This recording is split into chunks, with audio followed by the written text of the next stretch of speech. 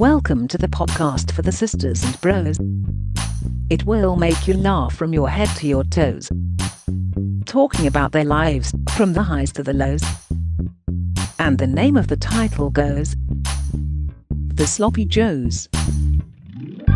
Hello and welcome to Sloppy Joes. My name is Joe. That is Ethan James. Hello everyone. And there is, well, let's address the elephant in the room, or the lack thereof. Because Joe McGrath, who has been on every single episode of the Sloppy Joes podcast, is hungover in Dublin and he couldn't make it back on time. So we've got a very special guest sitting in that chair for the first time. It's Jay Motti, ladies and gentlemen. Do you know what? Joe McGrath's going to be fuming because I was having a convo with him the other day and he was like, this is the problem I've got. It's just, diversity's gone mad. I'm going to get replaced by black people. I know it's going to happen. And then, lo and behold, it's happened a week later. Or lo and behold, even. So, his prediction and his rant was true. He says that all the time. With the amount of episodes we've had to cut rants of that nature out of, it's unbelievable. We almost left one in on the last podcast. That was a hairy moment. Ethan took it out in the end. But how are you feeling, Jay? Because you've been the producer before. You've sat, obviously Ethan plays a very special role in this podcast, but you're almost out of sight, out of mind when you're in that production chair. Yeah. This time, you are sat in front of stage, you've got big shoes to fill and an even bigger mustard and navy t-shirt. How do you feel stepping on such short notice? Can I be honest with you? Like, me and you do so many podcasts together. Yeah. I've done stuff with Ethan. And, it's never... I feel a little bit nervous. I feel like it's on me. Yeah. Do you know what I mean? I feel like the pressure's on here because, like you say, Joe McGrath is a venerable veteran of this podcast of screen and stage. Yeah. And I've got to come in here... Seen, Miss Saigon. Yes, exactly. And fill his shoes. So I'm a bit nervous, but I'll be all right. I'm in good hands. I'm amongst friends. You are, definitely. Obviously, Joe McGrath's in Dublin, hungover, struggling. I want to hear. I mean, we'll maybe go to Ethan first, see what he's been up to this week. But if you could, at some point, get in mind a couple of hangover stories, because Joe McGrath's got his pooing himself stories. Jay Motti has had a sort of storied history when it comes to alcohol and addiction. Yeah, you must have a couple of some of the sort of less tragic hangover stories. I've got some PG ones that I can share. Exactly. Some ones that don't involve me, almost ruining my life. Yeah, I mean, even if they do, I'm sure people would love to hear it. But before that, Ethan James, ladies and gentlemen. Yay! Hello. Good to see you. Good to see you too, Joe. And Jay. Are you feeling about Joe not being here? It's a real dereliction of duty, isn't it, this? It's a disgrace, basically. Oh, I'd completely agree. Some people say I'm a bit autistic in the sense, Joe, that I struggle to deal with change. But thankfully, this isn't too much of a radical change for me because I get to see Jay pretty much every day of my life. So, it's lovely to have Jay in for once. And you know what? It's probably a good thing not to have Joe in once in a while. He's going to watch this and send so many snarky texts in the group WhatsApp, let me tell you. What have you been up to this week, Ethan? Because... not just, obviously you've got that slow tanning moisturiser that's really, I think, picked you up through a difficult winter month. Thank you. But you've obviously got this luscious tanned skin, but you seem to have a sort of lightness of body at the moment. Your arms are flowing like a young Conor McGregor. What's going on with you? Well, it's funny that you've actually picked up on that, Joe, because I've actually been to a masseuse for the first time in my life. See, right, I obviously knew he's been to a masseuse, but that's all I know. I don't. You were like, I've been to a masseuse. I was like, stop, save it. Tell me more. First of all, what was his name? Oh, it was a female, Joe. Oh, no. A female. Does Manisha know about this? Manisha knows I went to a masseuse, but I haven't described the experience to her yet. You've hidden that. What was it like? Where was it? Oh, you don't necessarily need to give the brand. I'll not give it away, Joe, but very local. And you see, on... Home visit? What's that, Joe? Home visit, was it? No. I paid a trip to them, Joe. Yeah. And it was only a few minutes away. And you see, last Friday, I was in an Irish bar in Didsbury, letting the Guinnesses flow. And next thing you know, I'm drunk. And do you know what I've done? I've booked a masseuse for the next day. You were drunk and what else, if we're honest? No, I don't do that kind of thing, lonely, weren't you? I don't do that kind of thing, Joe. Few beers and... First of all, you say you booked a masseuse for the next day. You were trying to book one for that night, weren't you? No. Where are you? No. I've had a few Guinness and someone's got to massage this out of me. Can you do 10 minutes? Tomorrow morning, fine. Well, we've all been there, Ethan. Silver ladies in Eccles, we've all been there. No. Yeah, Shut now, though. Looking through As the you back probably of the know. paper. Well, it's funny you say that, Jay, because sorry, not to jump to conclusions too much, used to, but when I turned up at the masseuse, they were really lovely, big long form I had to fill out, and then they led me down the stairs. And what's the why have you mentioned the big long form like that's like legit then or whatever? Well, I just was like, it's legit and that, and then I go into the masseuse. Is it an NDA by any chance? Is it what? A non-disclosure agreement. No, it's You're not allowed to talk about any of the things that took place here. Yeah. Any of the sites you saw, any of the chains. No, just to show, like, I said stuff like I've got asthma, and you know, like, just to show that I'm not, like, if I die or whatever, it's like not their fault, basically. Right. If something I suppose goes when wrong. you're at the more extreme ones, that can happen. Well, it can happen, Joe. Yeah. Well, the old asphyxia end of the spectrum. let me tell you, Joe. So I meet my masseuse, a lovely Spanish woman, and she's really lovely and very kind, and she leads me down the stairs and she says, "This will be our room, Ethan." I'm like, right. It's quite dark, you see, Joe. There's candles lit everywhere, really tight room. And she says in her slightly broken English, "Take off all your clothes," and I'm going to go outside. And I was like, "Oh, how much of my clothes do I take off?" And then she's like, "Oh, leave your boxers on." So I'm like, Okay, that's good. All right, that's a good start, isn't it? And then I lie down in my place, and then she comes in, and she starts giving me a deep tissue massage. Have you heard of that? I have heard of that, yeah. Well, that's when they really sort of get stuck right in, isn't They it? got proper stuck in, Joe. I've got bruises on my shoulders now, and they said they never recommend it for your first ever massage, but she proper got in there. And like you say, my arms are moving around and so flexible now, but I must admit, it did feel at one point that I was going to be wanked off.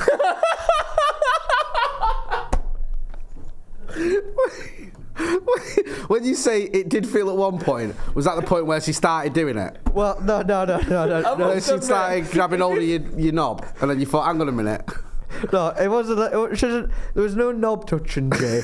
Although she did like slightly pull down me boxes at one point. I think that was like to put the towel on there. That's to when I let the got farts slightly out? alarmed. No, not.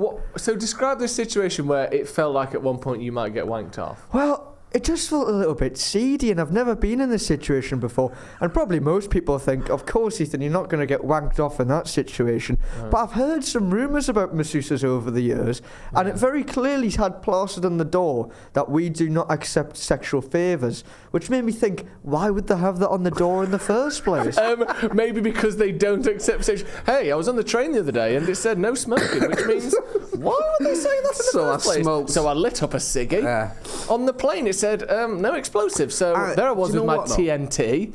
I kind of sympathise with you here. Oh, here we go. No, because... Two deviants. No, but I would be a bit like, is this cedar? If you feel it's cedar and it's it's getting a bit silly, I'd be like, oh, do you know what I mean? Have I crossed the line here? Have I put the wrong one? Yeah. Do you know what I mean? If you literally just want a massage. Yeah. So I can sort of understand where there'd be a bit of confusion. But did that not ruin it for you when you sat there thinking, is she going to start doing things I don't want her to? Well, I wouldn't say ruined it, Jay. Was it ruined when you realised she wasn't? Was it the only thing that kept you going? Yeah. Well, let's put it this way, like,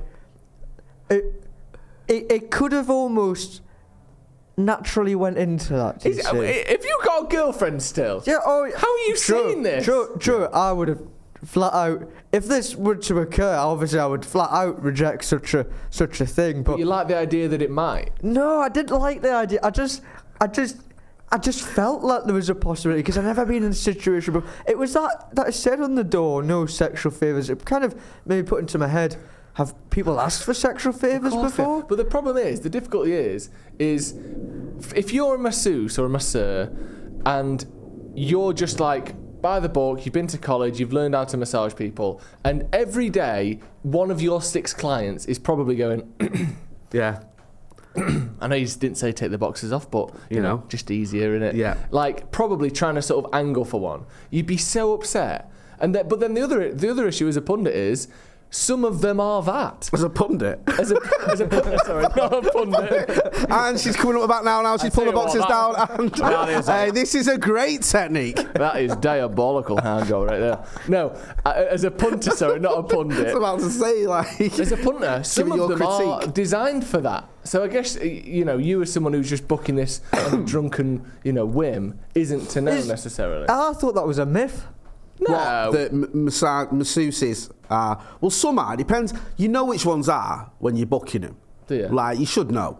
Is that from experience, Joe, you say? Like, kind of. Basically, when I lived in Essex, my mates came down to see me, and we all went out on a night out, and they came back to mine, and one of them had a few beers, and he wanted a good time.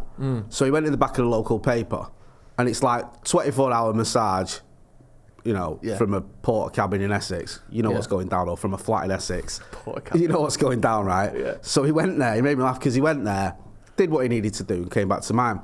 So like a week later or a couple of days later, I was telling my housemates, I said, my mate, he was leathered, so I ended up, getting a lady of the night. And they were like, where'd you get her from? And I said, well, just in the back of the local paper. I went, our paper? Because these were all like 19-year-old lads I lived with. And I went, yeah, like, them 24-hour massages, like, do you know what I mean? Discretion guaranteed. That's not a massage. It's, it's what it is. With the red light in the window. Come on, do the maths. Yeah. So they were like, what, really? Oh, right. So I'm not going to name any names, but they were like, will you take us? Right? Like it's like the rude bit of the supermarket. So they got dressed up, like proper shirts on ironed and all that, and aftershave. I'm not kidding you. Like, I dropped them off. Polishing the shoes. Yeah, they were. They were so excited and giddy. And I dropped them off, and then they were like, will you come and get us? Because I'm be honest with you. Will you come and get us? Yeah, will you come and get us when it's finished? Kids off at Alton Towers? Yeah. Right, you go in there, I'll go to the pub around the corner, I'll pick you up in 2 hours. And I'm not lying to you, right? It was about a 3-minute drive from my house to this gaff. I got home, and my phone rang, and they were like, can you come and get us? They'd all finished. I ain't even the fucking cup of soup I even warmed up. I hadn't even put the kettle on, it even boiled. And then I've got a mugshot here that is still marinating. Can you give me 5? In the car on the way back, they were arguing about whose lights and Mine really liked me. She said she'd see me out of work. Yeah, she said she'd have done it even if I didn't pay her. Did she make you pay still? Well, yeah, obviously, but she said that she would have let me know. Yeah, it was like one of them things, and I thought, oh, bless them, they're so naive and funny, innocent. But yeah, that was my sort of experience with that. Because I've told this story millions of times. I was always, when I used to get out of my head, I was just about getting out of my head. Yeah. Like I was never about wasting money on things like sex. When you can buy more sniff, that's just ludicrous. Another bag of coke. Yeah, come on. Yeah, unbelievable. That's madness. Yeah. So yeah, I sympathise with you, but I think you can tell the difference between the legit ones, because there's ones around here, isn't there? Yeah. That you can sell are legit. Yeah, of course. And then there's other ones where it's like, press the buzzer and there's a red light. Come on. It must be so annoying though, mustn't it? If you like massaging people. Like you said, you've been to college, you've trained. Yeah. You've got an actual qualification. Well, I've told the story on the podcast before where I was massaged by someone at college. Right. And it was like £8 because she hadn't, finished her qualifications yet. Right. Or puberty. Sorry? Wow. Wasn't she only like 15, Joe? No, she was in college, so she was like 17, 18. I love the fact he's straight in there with basically accusing you of being a paedophile. Yeah, a sex attacker. Wow. Unbelievable. But anyway, she must have been 18, actually, because the end of the story, as we all know, I've told it on the podcast before, is it was dead awkward and I left. And then I bumped into her in town that night in a bar. Really? And she was like... And I just went, oh. Well, she's the one that made it awkward then. She needs to do that. She was like, oh, so you're horrible bummer. I'm not into massages. You're not? No, I hate it. Why? I don't mind it like my missus or whatever, but I don't like strangers. You don't like the concept of a... I've had him before. Yeah. When I was in Riyadh, we had him. And it didn't do anything for me. In Riyadh? Riyadh. The capital of Saudi Arabia? And one of my many attempts to get off drinking drugs, Joseph, I attended a rehab centre for a few months. Oh, right. Down south in Camberwell. And we used to have a masseuse who came in like every other week or whatever. And I'd try it, but I was never. It just made me more tense. Yeah. I'd be like, I couldn't relax. No. Because I'm not a big... I'm quite touchy-feely. I mean, you do. You notice I am quite like that. I don't mind people touching me. I'm not bothered. Massages, not for me. It's just not my thing. Right. Tell you what was your thing, obviously. Joe McGrath is in Dublin. He's had a big night. He was messaging, right? He got lucky that his flight was delayed. Right. Because he was messaging saying, I'm too hungover to do this podcast. I cannot do it. And then, lo and behold, and I've checked the internet, his flight was delayed. So he's gone early with the excuse of hangover, but he should have waited. He could have had the perfect excuse. I physically can't attend the podcast. He went, I'm not going to be able to do this, I'm too hungover. And then he went, Oh, the flight's delayed. I would have done it otherwise. Well, that's too late. You've used your card. I can't make it card already. You wasted it on the hangover. But in terms of hangovers, you must have had some sort of monumental hangovers in your time. Do you get used to being hungover more the more you are pissed and the more you are sort of off your tits? The thing with me is, during peak, I mean, I've had some horrible hangovers, but when I used to work in the radio, I used to work weekends. So a lot of the time, I'd wake up and I'd still be drunk because I have to go straight into work, right? And sometimes I'd even sleep at work. Deaths and yeah, honestly, the worst one was once there was a death in Bramhall, and I woke up late on a Saturday or Sunday. Like, can you get that at Bramhall? There's been this, that, and the other. Bramhall in Stockport? Yeah, I was hungover. Got in my car, drove down there. I can't remember how ever when I might have gone to work actually. Picked up the work car, drove down there. Still over the limit. Got there. That's debatable. Is there a statute of limitations? I don't advocate drink driving, by the way, but I had a line of sniff to liven myself up, so it counteracts. So the booze wasn't really working anymore. That's like a legitimate scientific thing. I think the police recommend it, to be honest with you. If you're a bit you've drunk. blown over. Yeah, just have a line of that, son. You'll be all right. And I got there, and it was like this big press conference, like the police calling this press conference. This guy had killed an intruder. Everyone's there, including my boss who turned up because he lives near there. And I'm there, hungover to death, and I'm stood there with my recorder when I realised I didn't. Yeah.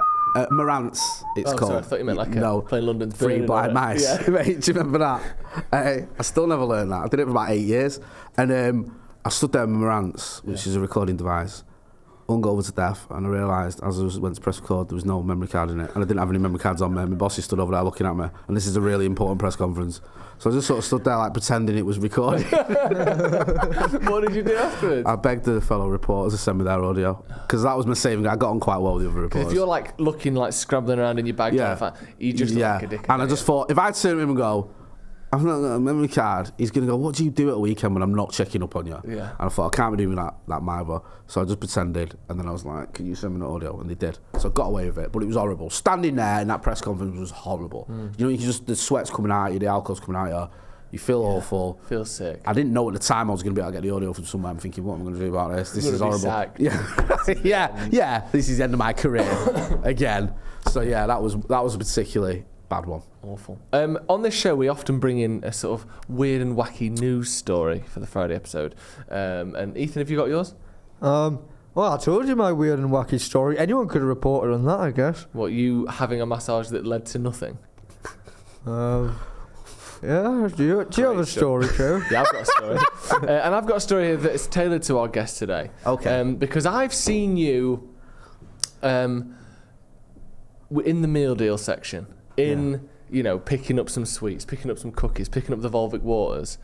You are an absolute fiend for a club card point. Yeah, I love it. You love it. I love it, man. I remember the day when we all sort of gathered round and watched you put your club card on your Apple Pay. Yeah. That was a big moment for you. It was. It's life-changing. Yeah, you went, what do you mean? I don't have to get my keychain out anymore. You had one of the little ones in the keychain. I did. And we're like, yeah, Grandad, you can put it on your phone. It's a fair insult. You went, fuck off. I know.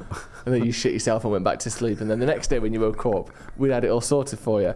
But here's a man who's taking it to the next level. Bloke who got Tesco club card tattooed on arm, considering getting a Sainsbury's Nectar card. What do you make of this? A bloke who got his Tesco club card inked on his skin is thinking of getting a tattoo of his Sainsbury's Nectar card. Dean Mayhew from Bidford, Devon, decided to get the QR code of his Tesco loyalty card tattooed on his wrist late July, and he's been using it twice daily ever since, as well as sending photos of it to his friends and family so they can use it too. And while the tat is obviously very daft, the scaffolder adores it. Would you ever consider getting something like that? Taking it to the next level? None of this having to double tap on the side of your phone to bring it with Apple Pay. Just you see, this is the issue I have with it. Go on. Like, you've always got your phone on you. Everyone always has the phone. Like, it's like it's an integral part Unless of your life. Unless you're going to like a retreat. Yeah. Like, everyone's always got the phone on them, so it's just a part of that. You don't need a keyring or whatever. You've got it on your phone. Is that really saving you any time? Is it necessary? Is there a case where you're going to go, oh, I ain't got time to be going in my pocket and getting my phone out. I've just got like this. I've saved myself 2, maybe 3 seconds there. If you add all that up, that's 4 minutes of my life I've saved. But also, we're overlooking something even bigger here is, he's still got to get his phone out to pay for the items. Do you know, he ain't got his like Monzo on his wrist. So he's got to do this. He's got to go. I didn't even think of that. That's a good point. So he's got to get his wrist out, put that to the machine, and back and forth Also, so it lines up. Then he's got to get his phone out where the Tesco credit card is anyway, and then scan that. You know how hard it is to scan them club cards, right? How many times do you think he stood there at the thing like that, trying to scan it, and someone's gone over and go, "What are you doing? What is that?" Because they don't know he's got a tattoo.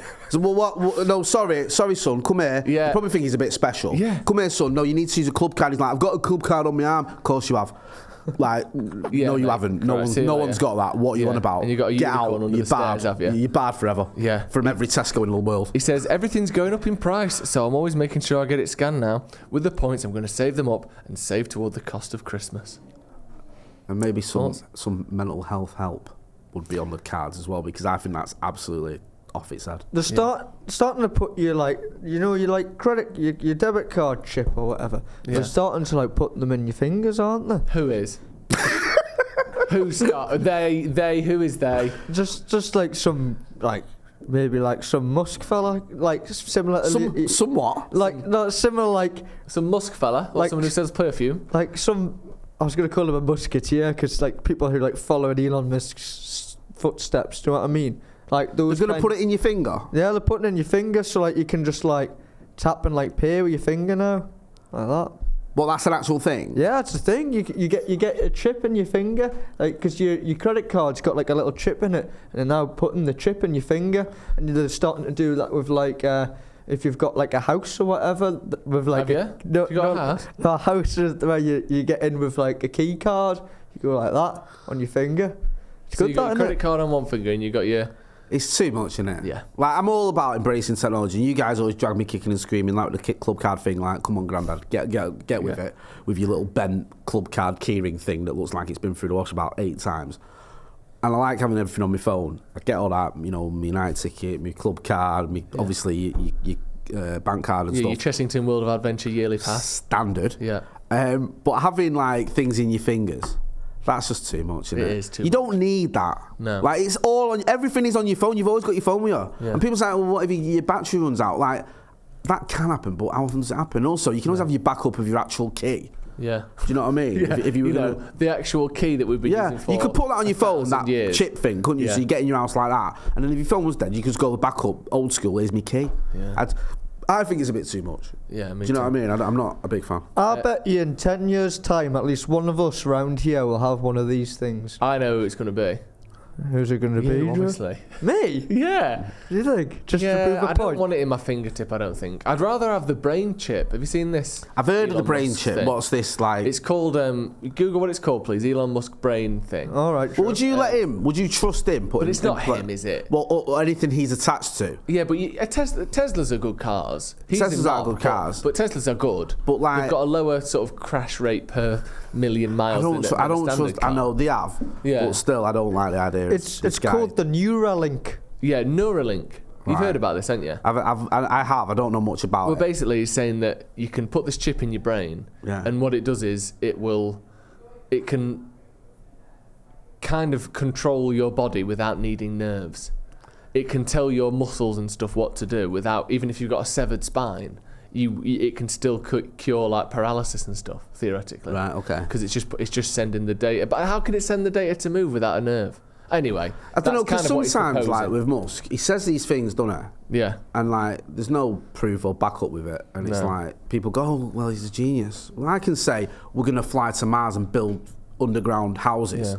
which I think is the sort of thing he's come out with. Yeah. In the future, that's what we'll do. And I was like, "Oh, that's amazing." But yeah, okay, make it happen. Have you then. seen that video where it's a montage of him saying he thinks that humans will be on Mars within 2 years, and he's been saying that for 8 years. Yeah, he's like, I think within 2 years we'll have our first manned mission to Mars. 2016, 2018, 2020, 2022. That's what Still I mean. saying the same thing. It's like people were saying that about the moon in like 1969 when they landed on the moon. Well, within 2 years we'll be living up there. Yeah. Well, we won't. No. Do you know what I mean? And we've not, there's no likelihood of us ever living on the moon. No, we've not been anytime. there for 40 years. Yeah, it's like, what? Yeah. And I think he says these things. And also, like, I get it's not entirely the same, but the absolute horror show he's turned Twitter into, with these schemes that don't work, makes me think that him putting chips in my brain, I know it's not him personally, but anything he's associated with putting chips in my brain is a big no-no from me.